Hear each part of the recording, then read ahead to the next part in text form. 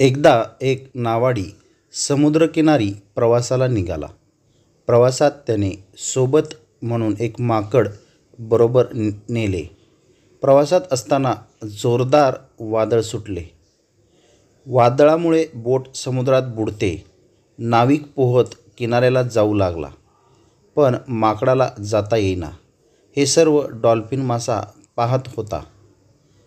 Dolphin माशाला दया आली व त्यांना मदत करण्याचे ठरवते. एका डॉल्फिन माशाने माकडाला पाठीवर घेतले. डॉल्फिनने माकडाला माणूस समजून पाठीवर घेतले. डॉल्फिनला माणसाला खूप प्रश्न विचारायचे होते. डॉल्फिन पोहत किनाऱ्याकडे निघाला. त्याने माकडाला विचारले, "तू अथेन्स शहरात राहतोस का?"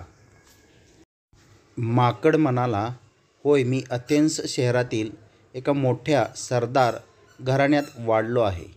डॉल्फिनने त्याला अथेन्स शहराजवळील प्रसिद्ध बंदराविषयी प्रश्न विचारला.